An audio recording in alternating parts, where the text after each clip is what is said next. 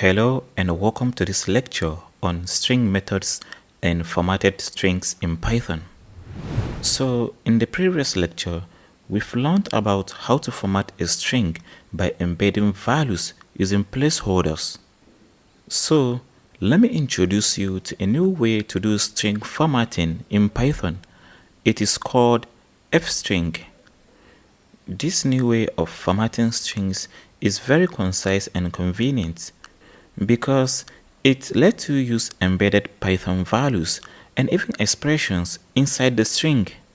So, for example, I can change the value of my age variable to 20 plus 5, and on my message variable here, I'm gonna add a letter F before our string, and this tells Python that this is actually an F string or formatted string. And as we all know, here is the placeholder of my age variable. And instead of the %s here, I'm simply gonna add curly brackets and pass in my age variable. And also do the same with this %s. I'm gonna erase and add my curly brackets. Then at this moment, I'm simply gonna add my name variable. And finally, on my print statement, I'm gonna erase all of this and leave only my message variable here. So when I execute this program, then my name is Shuaib, I am 25 years old has been printed out on the console for us, which is pretty awesome, right? So another wonderful thing to note here is that I can even make my code to be more concise and short by removing my age variable. And then at the placeholder here, I can pass in an expression like 5 multiplied by 5. And when I run the code once again, we then get exactly the same statement. My name is Shuaib and I am 25 years old. So, however, formatted string is a great way to format strings in Python, not only making your code more readable, but more faster and concise, and also less prone to error than the other ways of formatting strings in Python. And as I mentioned earlier, don't forget to add the letter F before your string, because this tells Python that it's actually a formatted string, and Python should look at the values inside our curly brackets and substitute them with values of their respective variables.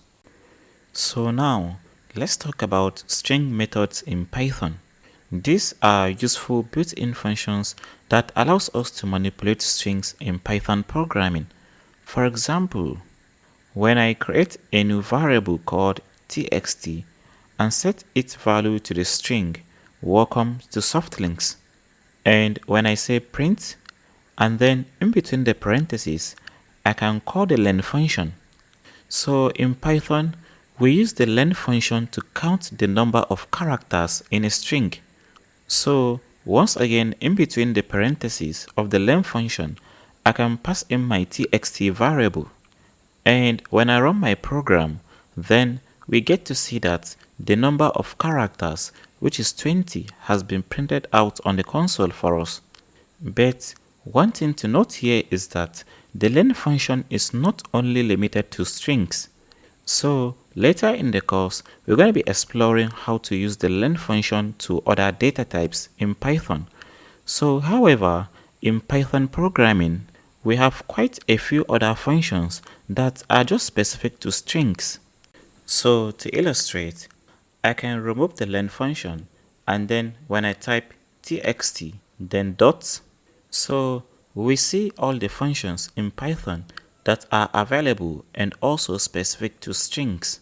And these are often referred to as methods in programming. So when I select the upper function and then run the program, then we see that our string has been printed out in uppercase letters. So another thing to note here is that this function returns a new string. So the original string in our txt variable is not affected. When I say print, then pass in my txt variable and run the code once again, then we see our original string at the bottom. And here is our new string we got using the upper function. Another useful function is the .lower method. So when I run the code, and this returns a lowercase string by converting each uppercase character in our string to lowercase. Also, another useful method is the .count method, and this function returns the number of times a particular value or character appears in a string. So to illustrate, in between the parentheses, I'm gonna pass in character O in a string format.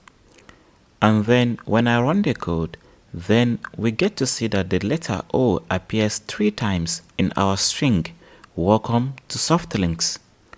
Again, another method is the .index, and this function searches the string for a specified value or character and returns the position of where it was found.